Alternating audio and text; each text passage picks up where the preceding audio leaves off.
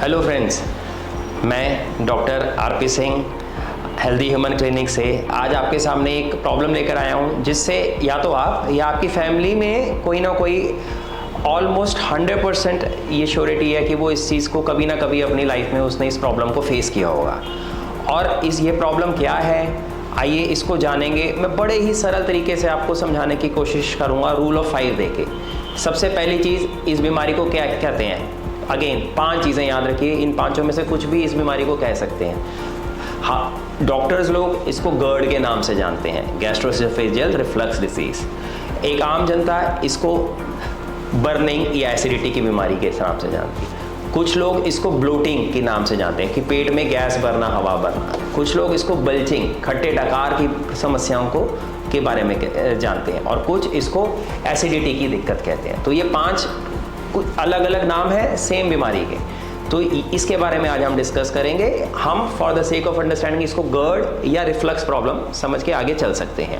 अब सबसे पहले इसके क्या लक्षण आते हैं, ठीक है। तो पहली चीज़, ये बीमारी क्या होती है। दूसरे, इसके लक्षण क्या है। लक्षण भी मोटे मोटे आप 5 लक्षण याद रखिए। पेशेंट को ब्लोटिंग हो सकती है। ब्लोटिंग का मतलब है पेट में ऊपर की साइड पर यहाँ पे पेशेंट को हैवीनेस लगना या गैस का भरा हुआ लगना, या हमेशा लगना यहाँ पे मुझे फुलनेस, भारीपन फील होता है। दूसरा, पेशेंट को क्या लग सकता है, डिस्पेप्सिया। डिस्पेप्सिया मतलब पाचन शक्ति का कमज़ोर लगना, खट्टे डकार आना, अनकंफर्टेबल फीलिंग होना। तीसरा, बेल्चिंग, जलन के खट्टे डकार आना। चौथा, बर्निंग, छाती में इस जगह पे जलन की फीलिंग होना। और 5वां, डिस्कम्फर्ट। डिस्कम्फर्ट मतलब पेन से थोड़ा कम, यानी कि दुखन जैसा महसूस होना, अनईजीनेस महसूस होना। तो ये 5 सिम्टम्स हैं इस 5 तरह की बीमारियों के नाम के। अब अगर आप में से किसी को ये प्रॉब्लम है तो इसका नेक्स्ट स्टेप क्या है। जब आप डॉक्टर के पास आते हैं तो डॉक्टर आपको अगेन 5 चीज़ें कर सकते हैं जिससे इसका डायग्नोसिस मिल सकता है। सबसे पहली चीज़, वो आपको फिजिकली इवेल्युएट करते हैं, आपकी हिस्ट्री समझते हैं, आपको क्लिनिक में बुला के आपको एग्जामिन करते हैं। सेकेंड चीज़, वो अल्ट्रासाउंड कर सकते हैं आपकी नीड के हिसाब से। थर्ड चीज़, एंडोस्कोपी कर सकते हैं।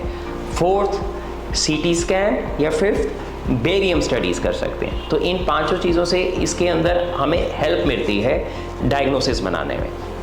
अब नेक्स्ट स्टेप, ओके सर, हमें हमारी बीमारी के बारे में समझ आ गया, हमें ये भी समझ आ गया उसमें लक्षण क्या कॉमन हो सकते हैं। थर्ड स्टेप में हम डॉक्टर के पास आ गए, डॉक्टर ने ये 5 चीज़ों के इन्वेस्टिगेशन के हिसाब से हमें एडवाइस भी कर दिया है। तो अब इसमें ट्रीटमेंट क्या है।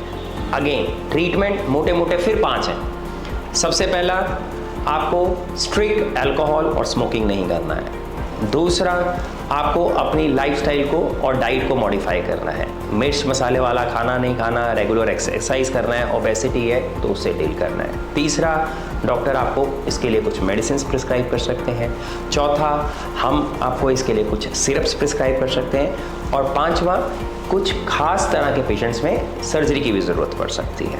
आई होप ये ब्रॉड आउटलाइन से आपको ये समझ आ गया होगा कि अगर ये हमें प्रॉब्लम है तो हम स्टेप बाय स्टेप कैसे चल सकते हैं। और जब आपको ये सब चीज़ें समझ होंगी तो आप खुद भी अवेयर होंगे। तो आप जब डॉक्टर के पास जाएंगे, डॉक्टर जब आपको इन चीज़ों के बारे में आगे बताएगा या टेस्ट के बारे में बताएगा, आपकी रिसेप्टिविटी ज़्यादा होगी, आप उसको अच्छे से समझ पाएंगे और अपना इलाज जो है बिल्कुल एंड तक कर पाएंगे, उसको बीच में छोड़ेंगे नहीं, जिससे कि आपको ये बार बार प्रॉब्लम आए ना। Thank you friends, I hope आपको ये अच्छा लगा। मैं जल्द ही दोबारा आऊँगा ऐसी ही एक और सिंपल बीमारी को सिंपल तरीके से समझाने के लिए, जिससे कि आप इजीली अपनी लाइफ में for the betterment of life and health आप इजीली किसी भी डॉक्टर के पास आके ट्रीटमेंट करा सकें।